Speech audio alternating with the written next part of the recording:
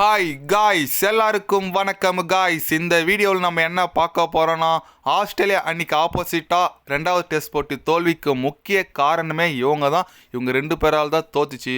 அது மட்டும் இல்லாமல் இந்திய அணியில் புதிய பிளேயர்கள் எடுத்துகிட்டு வரணும், இவங்க ரெண்டு பேரும் முக்கியமாக தூக்கணும்பா அப்படின்னு சொல்லிட்டு முன்னாள் இந்திய நட்சத்திர வீரர் அதிரடி வீரர் வீரேந்திர சேவாக் பார்த்தீங்கன்னா ஆஸ்திரேலியா எதிரான தோல்விக்கு சில பல காரணங்கள் சொல்லியிருக்காரு. அவர் என்ன சொன்னார், ஏது சொன்னார் சொல்லிட்டு வீடியோவில் டீட்டெயில்டாக பார்க்கலாம்.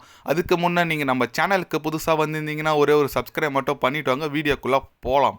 ஆமாங்க, வீரேந்திர சேவாக் அவர் என்ன சொன்னாருன்னு கேட்டிங்கன்னா, நான் ஃபஸ்ட்டு டெஸ்ட் போட்டி பார்த்தேன். ஆஸ்திரேலியா இன்னைக்கு ஆப்போசிட்டாக இந்திய அணி நல்ல பந்து வீச்சால் மட்டும்தான் அவங்க ஜெயிச்சாங்க. அப்போ கூட இந்திய அணியோட பேட்டிங் கொஞ்சம் ஒஸ்ட்டாக தான் இருந்துச்சு.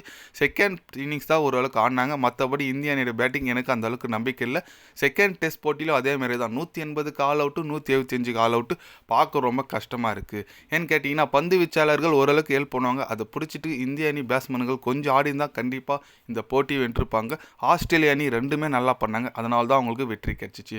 அதே போல் விராட் கோலி, ரோஹித் சர்மா இவங்க ரெண்டு பேர் இந்திய அணியில் முக்கியமாக தேவை தான். பட் இப்போது இருக்கிற சூழ்நிலையில் அவங்களுக்கு ரெஸ்ட்டு கொடுத்துட்டு புதிய இள வீரர்களை எடுத்துகிட்டு வந்தால் மட்டும்தான் இந்திய அணி இன்னும் கொஞ்சம் வளரும். அவங்க ரெண்டு பேரும் நான் குறை சொல்ல விரும்பலை. அவங்க ரெண்டு பேர் லெஜெண்ட். இருந்தாலும் அவங்க இப்போ ஃபார்ம் அவுட்டாக இருக்கிறதுனால கண்டிப்பாக அவங்களுக்கு பதிலாக இன்னொரு இள வீரர்கள் வந்தால் மட்டும்தான் இந்திய அணி கொஞ்சம் முன்னேறி இந்த சீரீஸை வின் பண்ணுறதுக்கு வாய்ப்பு இருக்குது அப்படின்னு சொல்லிட்டு டைரெக்டாகவே தாக்கிட்டார் ரோஹித் சர்மாவையும் விராட் கோலியும். அவர் சொன்னதில் பார்த்தீங்கன்னா, விராட் கோலி ஓரளவுக்கு பரவாயில்லைங்க, போன மேட்ச் தான் 100ல் அடிச்சார். ஆனால் ரோஹித் சர்மா தான் என்ன தான் பண்ணுறாருன்னு ஒன்றும் புரியல. டீமில் வெறும் கேப்டனாக மட்டும் இருக்கிறாரு, கத்துறாரு, விக்கெட் எடுத்துறாரு, அது மட்டும் தான் பண்ணிகிட்ருக்காரு. ஒரு பிளேயராக டீமில் எதுவும் பண்ணலை, அதுதான் உண்மை. என்ன நிறைய பேர் என்ன சொல்கிறாங்க, பும்ராவே நல்லா கேப்டன்ஷிப் பண்ணார், பும்ராவே இருக்க வேண்டியது தானே, ஏன் அவர் விட்டிங் அப்படின்னு சொல்லிட்டு நிறைய பேர் இது பண்ணிட்டு வந்தாங்க. பட் கேப்டனில் பார்த்தோன்னா ரோஹித் சர்மா தான் மூன்று இது மாதிரியும் கேப்டன் பண்ணிட்டு வந்தார்.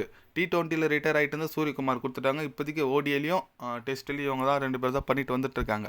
பட் ஆனால் மோசமான ஒரு தோல்வி தான். தொடர்ந்து ரோஹித் சர்மா கேப்டன்ஷியில் பார்த்திங்கன்னா 4 டெஸ்ட் தோல்வி. நியூசிலாண்டு அன்றைக்கி ஆப்போசிட்டாக 3, இப்போ ஆஸ்திரேலியா 1, மொத்தம் 4 டெஸ்ட் போட்டி கடந்த இதில் தோற்றுருக்கார் ரோஹித் சர்மா. கண்டிப்பாக யோசிக்க வேண்டிய விஷயம் தான். இப்போது என்ன சொல்கிறது, ரோஹித் சர்மா ரிட்டையர்மெண்ட் கொடுத்துருவாரோ அதுன்னு சொல்லிட்டு நிறைய கேள்விகள் வந்துட்டுருக்கு.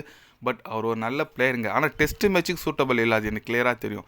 ரோஹித் சர்மா எப்பவுமே டெஸ்ட் மேட்ச்சுக்கு சூட்டபிளாக இல்லை பிளேயர். அவர் ஹிட்மேன் பேர் எதுக்கு, ஹிட்டிங் ஆடுறதுக்கு மட்டும்தான். பரவாயில்ல விடுங்க. ஆஸ்திரேலியா பார்த்தீங்கன்னா பயங்கரமான ஒரு பெர்ஃபார்மன்ஸ், ரிவெஞ்ச் வாங்கிட்டாங்க ஃபஸ்ட்டு மேட்ச் தோற்றதுக்கு. அதுவும் அந்த டிராவஸ் ஹெட் இந்தியாவை கேட்டாலே அடிக்கிறாரு. என்ன பண்ணுறதுன்னு எனக்கு ஒன்றுமே புரியல. பரவாயில்ல விடுங்க. டிராவஸ் ஹெட்டாக இருக்கட்டும், அடுத்த போட்டியில் பார்க்கலாம் என்ன மாதிரி ஏன்னா சேஞ்சஸ் வருதான்னு சொல்லிட்டு. நீங்கள் சொல்லுங்கள், இந்திய அணியில் ரோஹித் சர்மா, விராட் கோலி இனிமேலும் வேணுமா வேணாமா, உங்களோட கருத்து என்னன்னு சொல்லிட்டு கமெண்டில் கொஞ்சம் சொல்லுங்கள். இது போன்ற ஸ்போர்ட்ஸ் நியூஸை தெரிஞ்சுக்கணுன்னா சேனலை சப்ஸ்கிரைப் லைக் ஒன்று பண்ணிக்கோங்க. கண்டிப்பாக கிரிக்கெட் பற்றி day by day channel update வரும். மறக்காமல் சப்ஸ்கிரைப் மட்டும் கொஞ்சம் பண்ணி வச்சுக்கோங்க. நன்றி, வணக்கம்.